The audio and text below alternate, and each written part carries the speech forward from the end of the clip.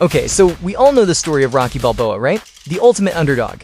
But what if I told you the story of how Rocky actually got made is even more incredible? Yeah, it's this real-life tale of just pure desperation, of raw belief, and a one-in-a-million shot that honestly changed Hollywood forever. Just let that sink in for a second. That's not a line from a movie. That was Sylvester Stallone's actual reality. Before he was a global superstar, he was so broke, so completely down on his luck. He had to sell his best friend just to survive. I mean, can you imagine? Those were the stakes. That wasn't just the bottom of the barrel. That was rock bottom. Alright, so let's dial it back a bit. Picture this, it's the mid-1970s. And Sylvester Stallone, he is the absolute last person you'd pick out of a crowd and say, that guy's gonna be a movie star. No way. He's a struggling actor, a writer whose dreams felt, well, a million miles away. And his world was tiny. I'm talking an 8-by-9-foot New York apartment. So small, he could literally lie in bed, reach over to open the window, and then shut the door. He was just boxed in, you know? He called it a place filled with unrealized dreams. Just him, a legal pad, and this desperate need to write his way out of that tiny room. And his net worth? At this, $106. That was it. That's all he had to his name. So you've got this massive, impossible dream on one side, and a bank account that's basically laughing in your face on the other. And it wasn't just that he was struggling financially. The world had completely written him off. His own teachers voted him most likely to end up in the electric chair. Can you believe that? That's how people saw him. He was the definition of an outsider, a guy nobody was betting on. But then, right there in the middle of all that failure, all that self-loathing, something happens. A single moment of inspiration strikes, and it would change absolutely everything. And what was that spark? A boxing match. Muhammad Ali versus a guy named Chuck Wepner. Now, Wepner was supposed to be a total pushover, an easy payday for Ali. But this guy, he just refused to quit. He went the distance all 15 rounds. He even knocked the great Ali down. For Stallone, watching this, it was so much more than just a boxing match. And boom, in that moment, the entire idea for Rocky just crystallized in his mind. He realized it wasn't really a boxing story at all, it was a metaphor for life. It was about one guy standing up to everything life can throw at him, just for that one shot, just to see if maybe, just maybe, he could go the distance.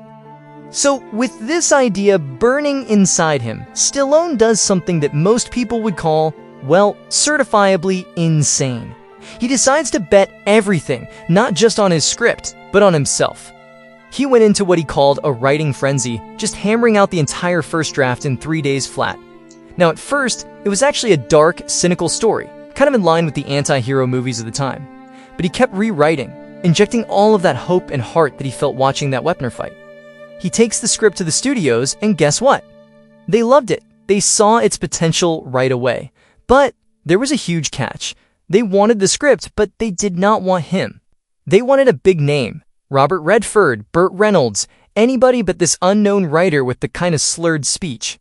So they tried to buy him out. They offered him $100,000 for the script. Now remember, he's got $106 in the bank. This was life-changing money, and he said no.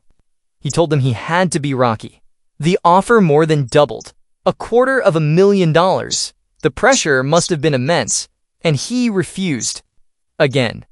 So finally, the offer climbed to a staggering $360,000. Stallone said his head was starting to spin.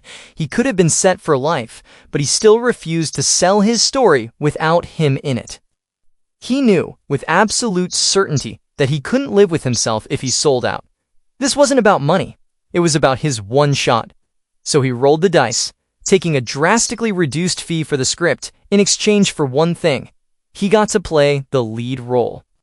So, after that monumental, crazy gamble, what happened?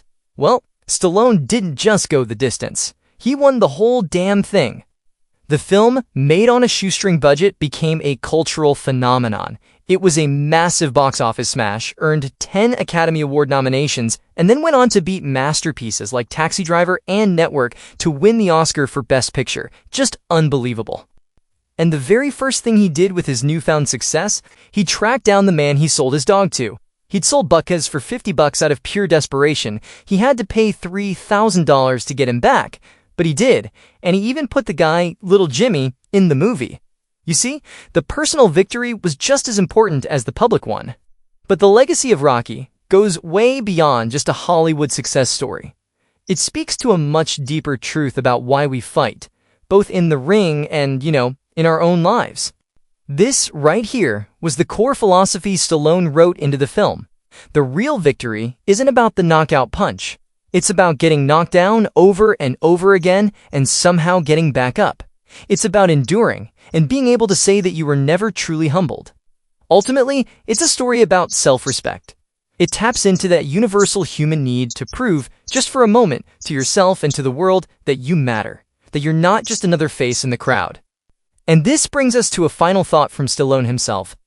The story of Rocky is this powerful reminder that sometimes the biggest long shot is the only one worth taking. And it leaves us all with a question, doesn't it? What is your grab for immortality?